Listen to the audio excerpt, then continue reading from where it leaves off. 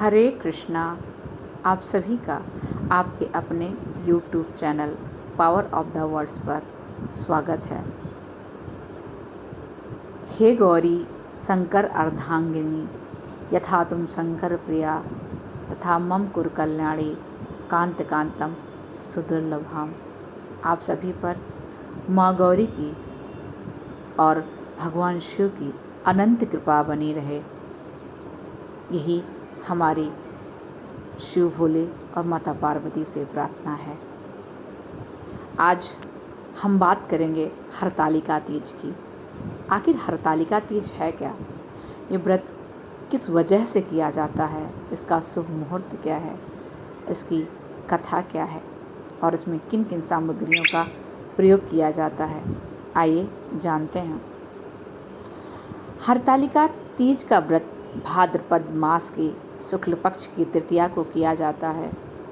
इस दिन शंकर पार्वती की बालू की मूर्ति बनाकर पूजन किया जाता है। सुंदर वस्त्रों, कदली स्तंभों से गृह को सजाकर नाना प्रकार के मंगल गीतों से रात्रि जागरण करना जाता है।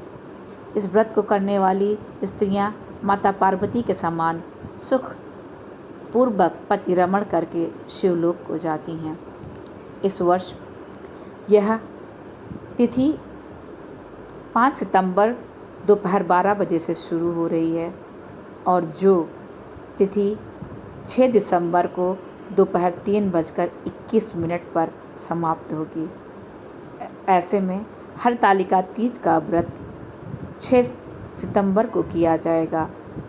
इस समय पूजा का शुभ मुहूर्त 6:02 सुबह से 8:33 तक का है।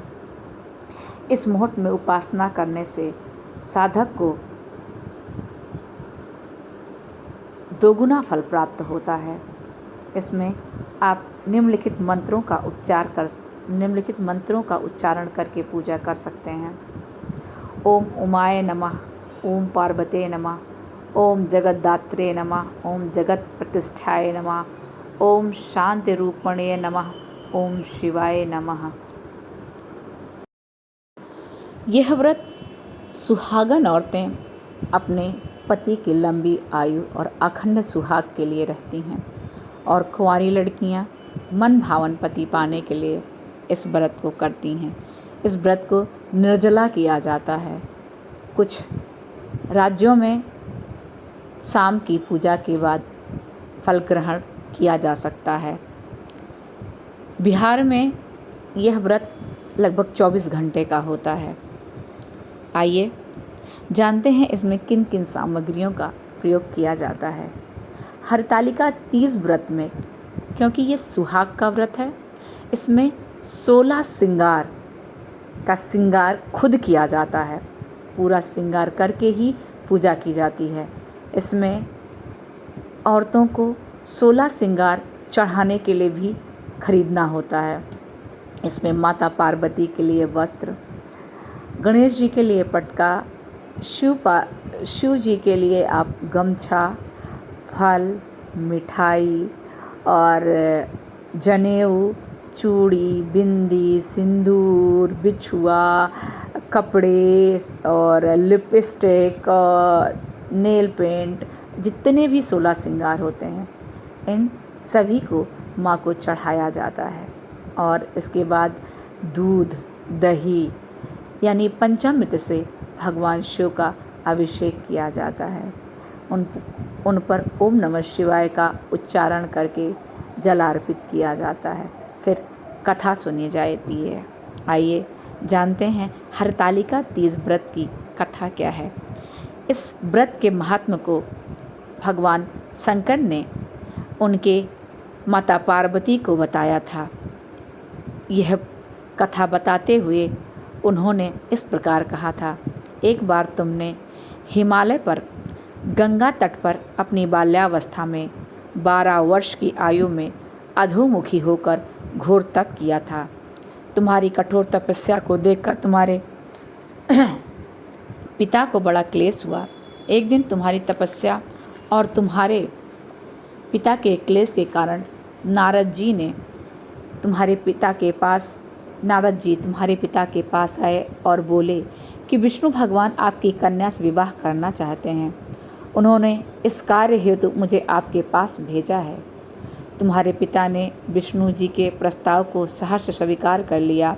इसके बाद नारद जी ने विष्णु जी के पास जाकर कहा कि हिमालय राज अपनी पुत्री सती का विवाह आपसे करना चाहते हैं। विष्णु जी भी तुमसे विवाह करने को राजी हो गए। नारद जी के जाने के बाद तुम्हारे पिता ने तुम्हें बताया कि तुम्हारा विवाह विष्णु जी से निश्चित कर दिया गया है। यह बात सुनकर तुम्हें अत्यंत दुख हुआ और तुम जोर जोर से विलाप करने लगीं और एक अपनी प्रिय सखी के द्वारा विलाप का कारण पूछे जाने पर तुमने सब कुछ उसे बताया कि मैं भगवान शंकर से विवाह करने के लिए कठोर तप कर रही हूँ और मेरे पिताजी मेरा संबंध श्री विष्णु से करना चाहते हैं। क्या तुम मेरी सहायता करोगी? अगर तुमने मेरी सहायता नहीं की तो मैं अपने प्राण त्याग दूंगी, लेकिन मैं विवाह तो केवल शिव से ही करूंगी। तुम्हारी सखी बड़ी दूरदर्शी थी और वो बहुत ज्ञानी भी थी। वो तुम्हें एक घनघोर जंगल में ले गई। इधर तुम्हारे पिता तुम्हें घर में ना पाकर बहुत चिंतित हुए और उन्होंने सोचा कि मैं तो विष्णु से तुम्हारी इस पार्वती के विवाह का वचन दे चुका हूँ। अगर वह नहीं आई तो क्या होगा, यह सोचकर वह मूर्छित हो गए। इधर तुम्हारी खोज होती रही और तुम अपनी सहेली के साथ नदी के तट पर एक गुफा में मेरी तपस्या करने में लीन हो गई। भाद्रपद शुक्ला की तृतीया को हस्त नक्षत्र में तुमने मेरा रेत का शिवलिंग स्थापित करके व्रत किया और पूजन किया तथा रात्रि जागरण भी किया और सखियों के साथ भजन भी किया। तुम्हारे इस कठिन तप व्रत से मेरा आसन डोलने लगा, मेरी समाधि टूट गई। मैं तुरंत तुम्हारे पास पहुंचा और वर मांगने का आदेश किया। तुम्हारी मांग तथा इच्छानुसार मैंने तुम्हें अर्धांगिनी के रूप में स्वीकार किया। तुम्हें वरदान देकर मैं कैलाश पर्वत पर चला आया। प्रातः होते ही तुमने पूजा की समस्त सामग्री को नदी में प्रवाहित करके अपनी सहेली सहित व्रत का पारण किया। उसी समय तुम्हारे पिता हिमालय राज तुम्हें खोजते हुए उस स्थान पे आ गए। बिलखते हुए तुम्हारे घर छोड़ने का कारण पूछने लगे। तब तुमने उन्हें बताया कि मैं भगवान शंकर को पति के रूप में वर्ण कर चुकी हूँ, परंतु आप मेरा विवाह विष्णु जी से कराना चाहते हो, इसलिए मुझे घर छोड़कर आना पड़ा। मैं अब आपके साथ घर इसी शर्त पर चल सकती हूँ कि आप मेरा विवाह विष्णु जी से ना करके भगवान शिव शंकर से करेंगे। हिमालय राज ने तुम्हारी बात मानी और शास्त्रोक्त विधि से हम दोनों का विवाह हुआ। इस तरह इस